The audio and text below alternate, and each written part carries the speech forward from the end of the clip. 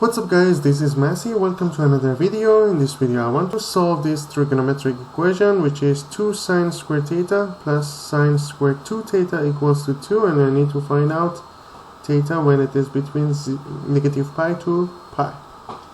First thing I'm gonna do, I'm gonna say sine squared theta equals to 1 minus cosine 2 theta over 2.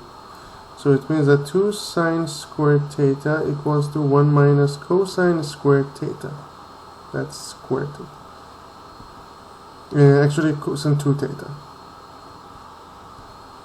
So then in here I'm gonna write it as 1 minus cosine 2 theta. Here instead of sine squared theta and 2 theta, I'm gonna say 1 minus cosine squared 2 theta equals to 2. Then 2 cancel out with this 1 and 1.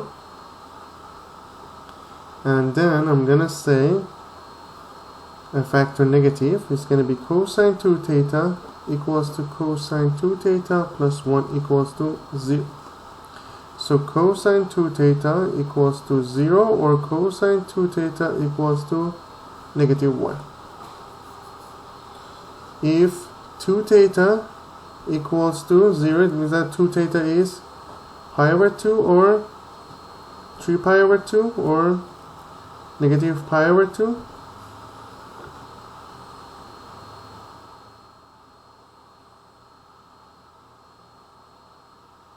And also negative 3 pi over 2. And if cosine 2 theta equals to negative 1, we know 2 theta then is going to be either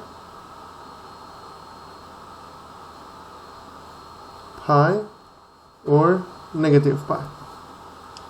But since it's 2 theta, we need to divide it by 2. So it's going to be, theta is going to be pi over 4, 3 pi over 4, negative pi over 4, negative 3 pi over 4, pi over 2, and negative pi over 2.